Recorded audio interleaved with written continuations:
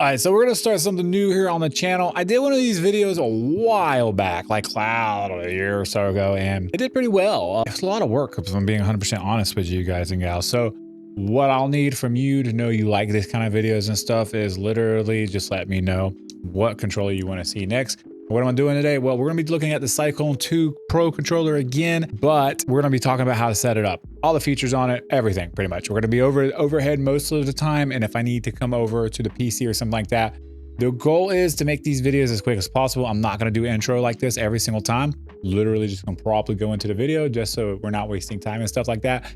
But if you do want to get to a certain part in the video, you've been trying to figure out something with the controller, how to do something or something like that, you just want to know what you can do on the controller, based on what I'm going to be doing in this video anyways, you can use chapters below. And if you haven't picked this controller up and you've been thinking about it and you want to know what kind of features on it, well, you'll know here. And if you want to pick up the controller, it would mean the world to me. It helps me out to continue to be able to put free content out every single week. Use the links below, little kickback. Yes, this controller was sent out to me. No, they don't know I'm making this video because, well, this is just an extra video. Moving on. There are two types of these controllers. You got the Pro version and you have the non-Pro version. It's pretty simple. The Pro version comes with the docking stand. Get it. Just get it. Okay, moving on. Now this controller can be used wired or wirelessly with the dongle, of course, and you can set it up to do all that. We'll go over that here in a bit. All right, so when you have the controller charging and powered off or anything like that, if you have a red light here, this is gonna be 0 to 25%. Orange is 25 to 50, yellow is 50 to 75, green is 70 to 90, and flashing green for 2 seconds and then turning off is 90 to 100%. So just know that when you go to do that. So for an example, mine is anywhere from 75 to 90%. I don't have it plugged in, so probably not. Anyways, low battery on this controller. If it's below 15%, every 10 seconds, this is gonna flash red. You have the charging station because, well, you opted in, like I told you to buy this. We're gonna talk about all that. If there's nothing going on with the controller for 10 minutes, it will shut down by itself. Not connected to parent status. After 1 minute, this will cut off. So it's been not paired, so it should cut off here pretty soon. And if it's not connected in reconnection status in 3 minutes, it will shut down. Okay, cool. Controller mode. If you press the M button to view the current mode. So if I press the M button, then whatever the green mode is, which we're about to look at right now. Raw. Okay, so green is meaning you are an X input. How you get to the different inputs, super simple. What you're going to do is you're going to hold the M button and you're going to press any of the buttons. So we'll start with the switch. So if you want to go into Nintendo Switch mode, you hold Y and the button at the same time, and what'll happen is you will, or is it this button? It's home button right here and Y at the same time. You'll go into red mode. You see it flashing red. That means you're in Nintendo Switch mode. You want to go to DS4 mode. All you got to do is hold the home button again and hold the B button right here. It's going to start flashing green, or excuse me, not green. It's going to start flashing blue and you'll be there. And then yellow, same thing down here. This would be for Android and pretty much Android and all that. So Android, iOS and all that right there. And then again, we can go back here for X input, which is going to be green. Super simple, super easy. That's how you switch between all the modes right there. Show you how to connect this to Bluetooth real quick here. So I'm gonna hold the button down right here, hold B for Bluetooth. It's gonna start flashing blue, as you can see here. Now, if I scroll here, you can see its wireless controller is right there. If I click on it, it's going to start pairing, and once it's paired, this will stop flashing, which it is. It's all lit up now, and you are good to go. Super simple, super easy, guys. It's not very complicated at all to connect this to your phone, and you'll be good to go. And you can move around, and you can see the highlights on the stuff I'm using right now. So yeah, super simple. This will work also with the PC if you want to connect to Bluetooth, but use the dongle. But I don't understand why you would ever use Bluetooth over a dongle. If you're in Bluetooth mode, you need to go to the dongle mode. All you need to do is literally plug the dongle in and just hold these buttons. It'll switch back to the mode it's supposed to be in and you'll be good to go. Just FYI if you're moving back and forth from PC to cell phone or tablet or something like that. All right, let's talk about setting the back buttons up real quick here. Super simple to do. You're gonna hold the M button and the back button at the same time. Once you click on it, you can see the buttons flashing right here. You would literally just click on any button you want. So A, for example, then you hit the back button again. Now it's associated with A. And then if you go to do the back to the other one, back button and M button at the same time, it's flashing.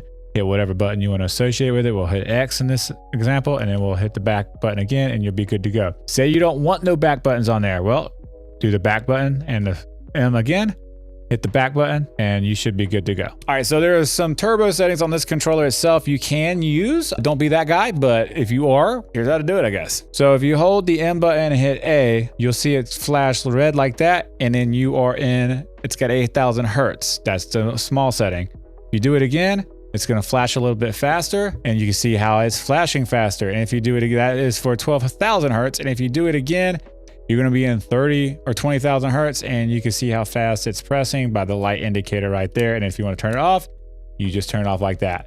Now it's not flashing. You do have to cycle through all these to get back off there. There's not just an off and on button. And you can do that pretty much for any button on here as well. So for the trigger, you know, for the bumpers. So yep, you can do it for all the buttons except for the D-pad and the joysticks. Moving on.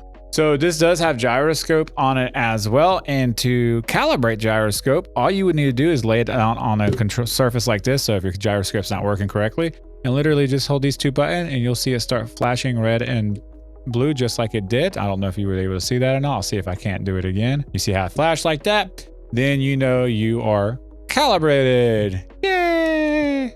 Moving on. All right, let's talk about hair triggers on the controller for a second. You can turn them on if you don't want to use that for some reason, like whatever, I guess. Just hold the M button and the trigger down and it'll flash red and you'll know your hair triggers are turned on and you'll be good to go.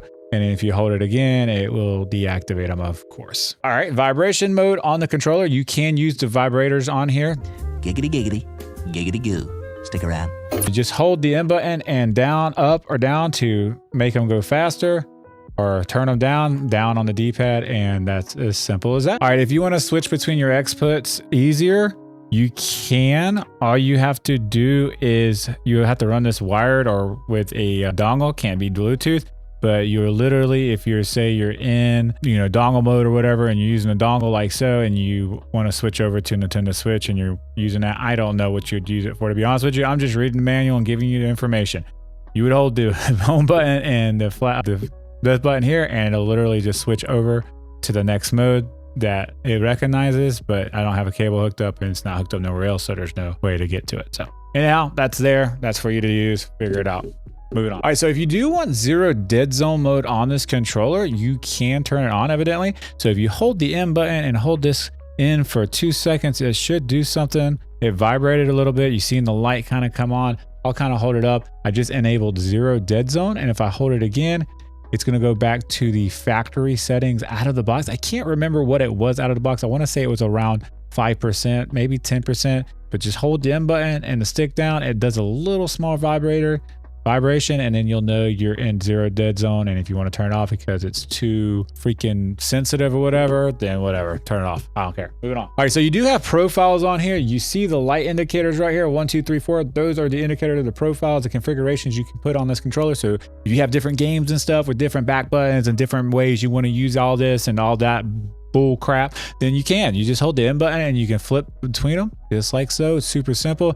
And every time you set a new button up or new controller up to a new game or something, you have 4. So M button in and right joystick up or down, it don't matter. It's gonna switch between the profiles. Super easy to do. Moving on. Okay, so if you guys are getting value out of the video, real quick, hit the like button for me. Let me know. I'm trying to do this as quickly as possible. We're gonna move over to the app side now. I'm gonna sit down at the PC, bring the app up on the PC, and kind of go over some things there for you, and then we'll wrap this video up. Okay, so we are here. I got the controller here in my hand. I'm putting my face over the controller because I figure that would be the best place not to cover information and stuff at. So we're going to go through here real quick and look at some stuff, as you can see here. Now you can set your light presets up here, as you see. I'll hold it up so you can kind of see what's going on here. I'm actually going to turn the color light down so you can get a better idea on it. That's fine. We don't care about me looking all pretty and stuff in the camera anymore. And you can see the brightness. We're going to turn the brightness up a little bit higher. You can see that brightness getting a little bit better there. We're going to turn it into rainbow mode. Look at that. You can kind of do all that from here if you want to. Super simple, super easy to do. You can turn the colors off if you want that battery to last just a little bit longer. Trigger dead zones right here, as you can see. You can set these up to what you want them. You can bring them down lower, or just be careful if you're playing FPS shooter game stuff, if you bring it down to 0, because it will accidentally actuate. So I would not recommend doing that. but you can do that if you want to. You can fix modem, which is cool. I'm not even pretending I know what that means. Moving on. Hair triggers, we know what hair triggers are. We can actuate them again by holding the M button. You don't even need this app. I'm just going over the app portion for the people that want to see the app. The controller is 1000 hertz. Put it at 1000 hertz and forget about it. And right here, you can see we have dead zones at 1%. That's what I set them to, it looks like. I'm gonna hold the button down and see. Okay, well, hitting the wrong buttons here. All right, hold this down and see if this changes inside the app. So it just synced from device. Okay, I messed with these. So I don't know if because I've already messed with them. Oh, that was right stick. Okay, try again. There you go. You saw how it moved just now. So we're at 10. You can go for 10, or you can set it to 0 by holding M and then going in, and you see the curve. Everything changes in it based on that. FYI, motion's here. Let's move me here. Okay, there's nothing there. Cool, leave it here. You can turn this on and use games that are associated with it on Nintendo Switch. I'm not sure if it works on PC and stuff, guys. I don't play with gyro. I've never played with gyro. I just don't care about playing with gyro. I didn't play Nintendo Wii a lot. Didn't, cool and everything, but never got, I don't use gyro. So I don't really talk about gyro a lot. That's why you never see me throwing it up in my reviews, because I don't use it. I only talk about the things I use on the controller for the most part, and I'm trying to do a lot of things here. But you do have gyro adjustments and all that stuff here for people that are nerds that like to use gyro. Let me know in the comments that I'm far behind and I should be using gyro, whatever. Moving on. Triggers right here. Everything that was on the home screen, guys, is literally here, and it's on the individual screen as well. Boom. So if you want to go to individual modes, you want to look at it all on one screen, you can. And that's what I recommend doing. Profiles are right here. You can switch between them. So say, for example, you want lights for profile 2. If you go back to profile 1, hold on, let me see if I have to save it. So lights on profile 1, we'll save. I don't freaking know what's going on here. Flow for lights on profile 1. If we go to profile 2, we're going to set the flow for profile 2, and if we go back to 1, it should be the difference, right? The lights don't change. You can see down here the dead zones do. So if we go to profile 2, the dead zone sticks and all that are changing from profile 1. So that's a good indicator. You can see the back buttons and stuff over here are changing too, which is an indicator that the profiles work, but evidently the lights don't. That's a little weird. Didn't know that until just now, and we learned something new together. Moving on. And honestly, guys, that's really about all there is about it. If you want to see a controller that I've done a review on and like something similar like this, I'm really trying to bust through these as quickly as possible. And that's why you kind of just see me kind of like move it on real quick, because I don't want to spend 45 minutes talking about a controller if I don't have to. And I know you guys and gals don't want to see me talking about a controller for 45 minutes when I can get to them in, however long this video takes. It's going to take a little bit, but I'm going to speed it up over time. Like, it's going to get faster and faster and faster as I do them. Let me know what controller you want to see next. Again, use those links below to help your boy out if you need something off Amazon or something like that. And I'll see you guys in the next video. As always, peace and love.